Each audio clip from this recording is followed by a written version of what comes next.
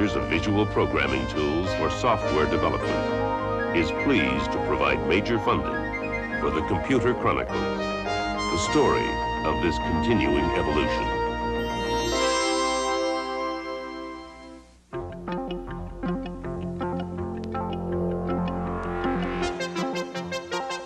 Welcome to the Computer Chronicles. I'm Stewart Cheifet, and sitting in this week for Gary Kildall is Herb Lechner of SRI.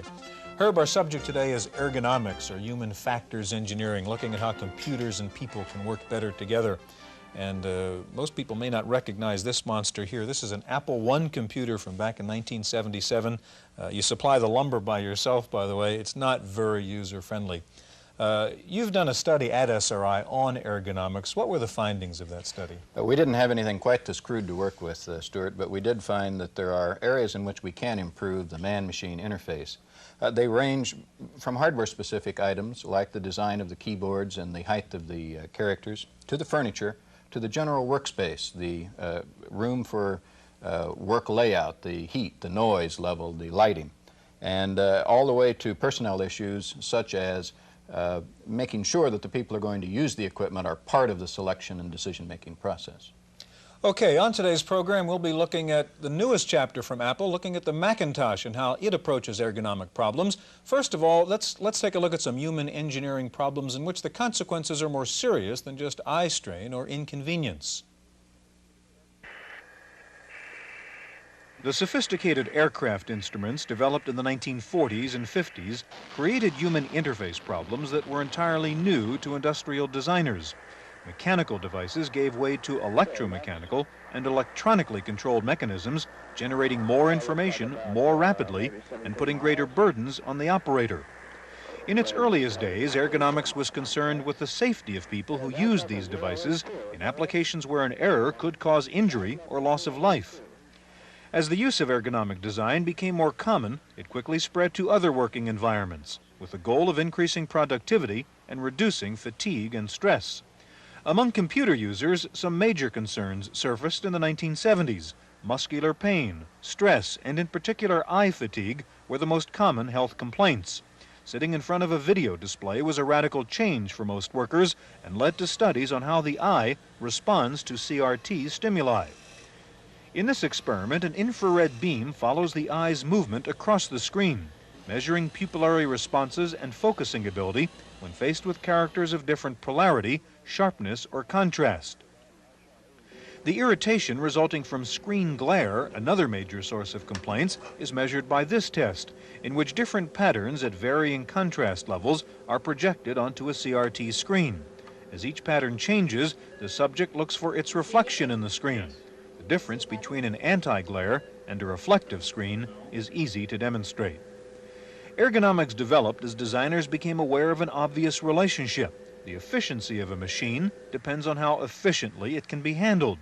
In a field where the problems are sometimes physical and sometimes psychological, the objective is the same: to adapt machine design to human thought and movement.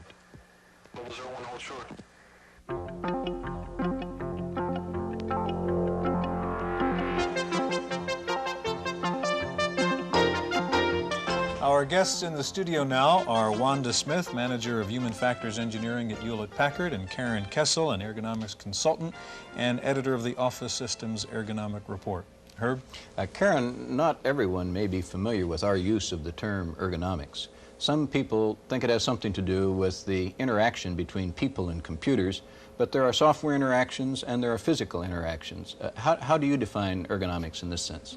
Well, basically in that way, that you must consider the entire workstation design, and that of course includes the terminal and the systems operation, which is both software and the task. What we try to do is look at the user and ask, what are the user's needs? How is the user constrained in this task? How are they constrained in that? What are their memory capabilities, for example, and try to tailor the environment so that it best suits them. Wanda, when you look at a computer terminal or keyboard, more or less it reminds you of a typewriter. Is one of the problems people are kind of caught in that typewriter mode and not really thinking that this is a really different machine to be using? Yes, I think there are some what we call transfer of training problems, particularly with people who have never used a terminal before, in other words, a keyboard hooked up to a computer, and sometimes that's evident when people continually hit the return or a button on the right that might erase all the data, as normally they think of that return button as returning the type element back to the left side of the paper, and what happens with a terminal is that you actually return the cursor to the left-hand side of the terminal. So there is a problem with transfer of training, but it seems to be overcome very quickly. Not too long ago, there was quite a bit of concern expressed by VDT users about their safety and about the physical comfort of using a VDT terminal. I've noticed some changes since then, detachable keyboards and all. What actually transpired there? Well, actually, several years ago, the concern of the users was brought to the attention of the manufacturers, and there was some legislation started in Europe, and as a result of the concern mainly, but also of the legislation, there's been a number of product design changes that really better accommodates the user and makes the whole system more adaptable and more flexible for the user. Karen, looking at the hardware side a second, what are the ergonomics issues you face here? We think of things like screens and keyboards, and what else? Okay, yeah, lighting, character quality, other aspects of the physical workstation that include things like if you're using your terminal a good deal of the time and also having to get information from a telephone, you don't want to put the telephone across the room, you want it close to you. So it's considering the entire workstation. In particular, concerning the VDT, we're concerned about the screen quality. What should the keyboard be like? These kinds of issues. What about on the software side? It seems that's a more subtle problem, isn't it? Yeah, it's also a more difficult issue because then you're asking questions about the cognitive capabilities of the user. You're sometimes asking, given a certain goal, what stages is the user going to go through to get there? Basically, what are they going to be thinking of? You're trying to anticipate them, and you're trying to design a system that better accommodates them, and that's very difficult. And I suppose we have to be a little flexible. All users are not the same. There are tall people and short people, and exactly. Various users come to the VDT situation with different kinds of knowledge. We have adjustable chairs, but I wonder if we have adjustable software. Wanda, speaking of cognitive problems, you have a demonstration here with the HP Orion computer. Tell us what's on there. This is a demonstration of a time planning algorithm that's typical. It's in the field known as a PERT chart, and this is a demo of how this kind of information can be changed to multicolor in order to pick out the information on the screen that differentiates it from other parts of activities that will be going on during this person's planning of time. Okay, so what we saw first was a black and white chart, which wasn't too easy to decipher. Well, it was easy to see the information, but it wasn't easy to differentiate the information. One of the advantages of this display is that it has 4,029 colors, and we can vary the colors on parts of this display to show areas that need to be differentiated and that actually help the user to discriminate parts of the information on the screen from other sections. You can see that I've color-coded the critical path in this area red, I've color-coded the slack time in green, and now what I'll do is I'll color the events with a yellow to discriminate those particular parts of the screen or the events from others. You can see it's kind of a yellowish, goldish color. Okay, that certainly makes it easier to read. You have another demonstration on text processing, which I think is worth looking at. Yes, many people don't realize that you can use multicolor displays for applications like text processing. Most of the time they think of multicolor displays for CAD/CAM. And what I'm actually going to do now is to bring up a menu showing you something that I've designed to show how to discriminate sections of information in a letter by using a multicolor dimension. Most people, when they write a letter to a customer, let's say I've got a shipping account, what I want to do is to find out what parts of the letter are critical information and what parts of the letter are typical information that we might want to change on a daily basis, excuse me, or maybe not change at all. Now this takes a few seconds to bring up the program, but it's an application that's new, it's different than CAD/CAM, and we're starting to use multicolored displays to study the visual and cognitive responses of people, which, as Karen said before, is a much more difficult problem than just the hardware design. This application would be if, for example, we wanted to edit a standard letter? Yes. Yes, it could be used for editing. You can use multicolored coding for defining technical terms in a report that you may want to put into a glossary. This is an example where the standard text is color-coded in blue. The information that you normally change when you do a new letter, maybe to a new customer, is color-coded in yellow, and the information that's critical is color-coded in kind of a maroon color. And particularly if you notice the last line says, continued non-receipt of this payment will jeopardize future orders. And that will alert the data input operator to the fact that this person either hasn't made his payment or there's some problem, alerting him to the fact that maybe we don't want to send that person orders in the future, or at least tell the payment's received. Wanda, one last thing. In doing your demo, I see you have a kind of thumb wheel, speaking of ergonomics, on the keyboard. That's kind of a mouse of a sort, isn't it? Well, it is a mouse. What it does, actually, it moves the cursor around the display so that you can put various types of information at different spots on the screen. Now, one of the advantages of a thumb wheel designed into a keyboard is that it doesn't require a lot of space on the tabletop as would a mouse or maybe some other kind of interface device. One of the things that we're interested in as human factors engineer is what kind of device should be used for a typical user in a specific application. And that's the kind of analysis we go through to design a product for specific users. Okay, in just a moment, we'll take a look at one of the newest chapters in Apple Computer's approach to ergonomic design, the Macintosh, and that's coming up next.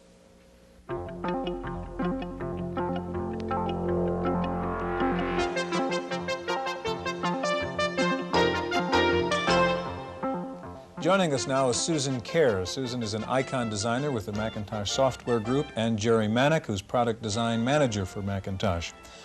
We're talking, Jerry, about ergonomics on this show. How did the Mac address some of the ergonomics problems we've been discussing? There are certain basic design criteria that we use for keyboards, the angle of keyboards, the angle of the front screen of the Macintosh. Taken out of the literature, we wanted Macintosh to be able to be used by the 99th percentile, male, female. Also we knew that children would be using the Macintosh. That pretty much decided the arrangement of the tube above the disk drive slot. We wanted the keyboard to be very light, to be able to be moved around easily. Macintosh itself, we wanted the case to be as small as possible because it's a portable unit. We wanted a very strong statement of transportability, thus the handle on the top. We wanted the keyboard to be able to be easily connected and disconnected. The 4-wire coil cord plugs into the front of Macintosh to make it easy to assemble it.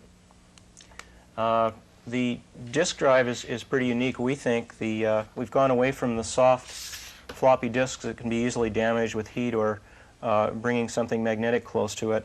This hard plastic shell on the disk drive, on the diskette, completely protects the media inside and can be used, carried in your pocket without worry about getting dirty or damaged. It also makes the disk drive very reliable in practically any climate. You can be assured that you won't lose data by using that. Tell us about the mouse. That's obviously been a key part of Lisa and now Mac technology. The mouse is a very efficient cursor pointing device. There have been a lot of studies about how the most efficient way to point the cursor is. Actually, the mouse is designed to be used all the way from a child to an adult with a very light touch on your hand. The early mice, even from Apple, had 3 buttons or 2 buttons on top. We worked very hard to get just the button to be a single button without having to have the person remember right or left, just click. And as Susan will show you later, the function is done. Susan, you're an icon designer, among other things, and Have you learned something from the experience on Lisa as to the effectiveness of icons, how to use them, and how they fit in? Well, certainly, I think one of the best experiences is seeing a person who's never used a Lisa before or a Mac before, and even never used a computer before. It is possible, easily possible, to teach most people to use one of these computers in about 20 minutes. And a lot of that is because you can explain what an icon means, and a person can remember it easily. So we certainly use Lisa as a jumping off point and making just some refinements and additions for some new features. Okay, your area, the icons, are another one of the key ergonomic aspects, I suppose, of using a Mac. Maybe you can run through a demonstration here, Susan, and show us how we use the icons to get from place to place. Tell us where we are right at this moment with Mac. Well, what you see now is the image, the icon that you get when you just plug Mac in and turn it on. It prompts you with a picture of the diskette. So you've and a question mark saying, where's my diskette? Saying, I need something. Okay, so that all you do is, it only fits in one way, so there's no way you can break it or make a mistake. You just pop it in.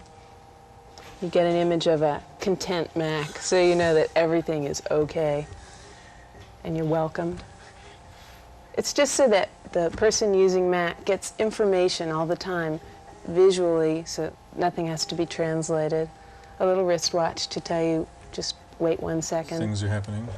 You've replaced the salt timer? Yeah, we're moving into the 80s. So what do we have now?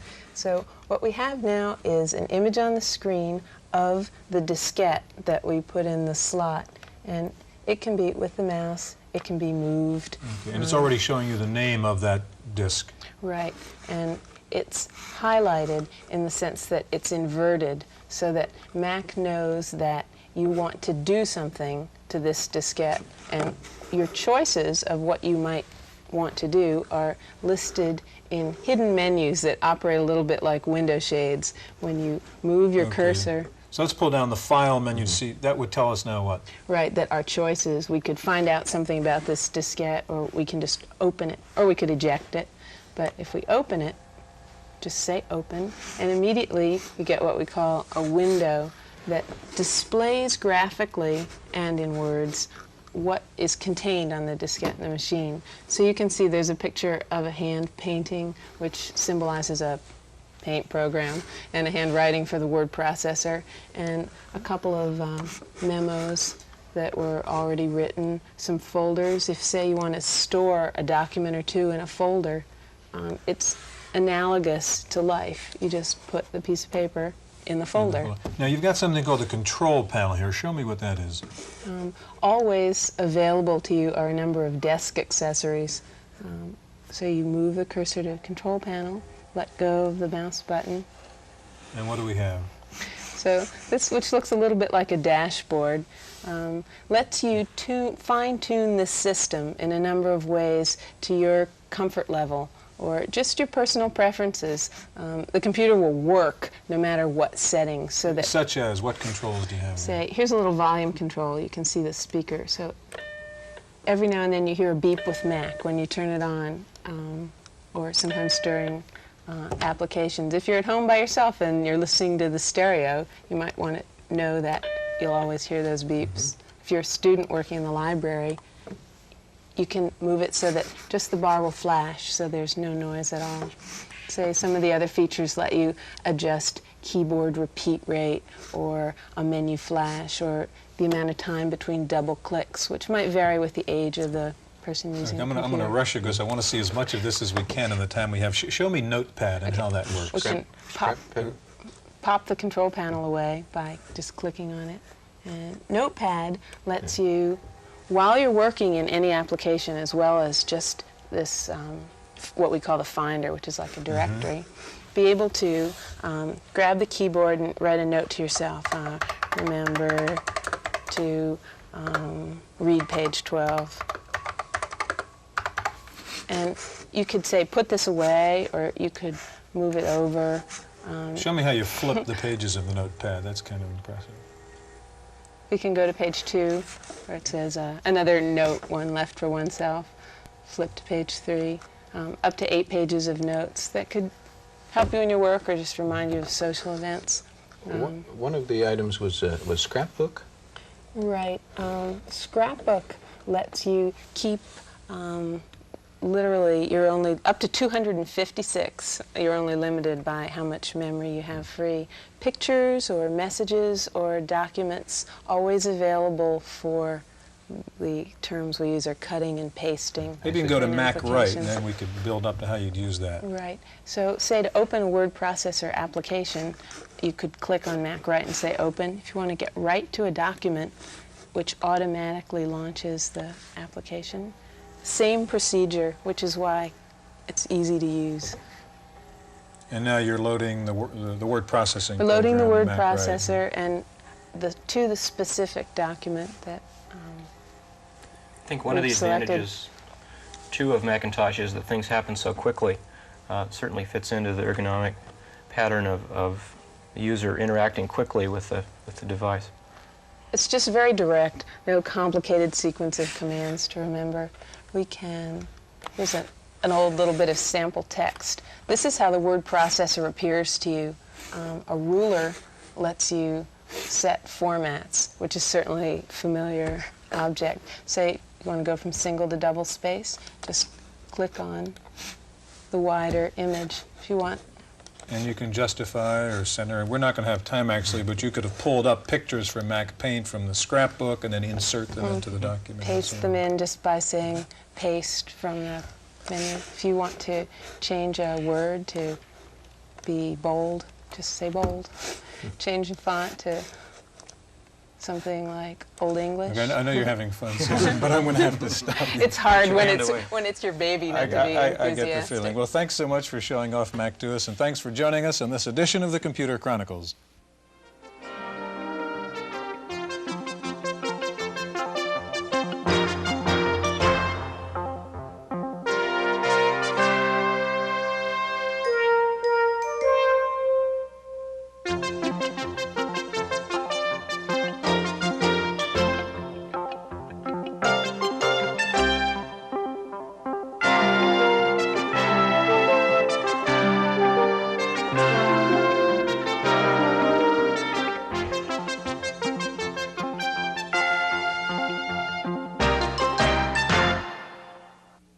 Microfocus, creators of visual programming tools for software development, is pleased to provide major funding for the Computer Chronicles, the story of this continuing evolution.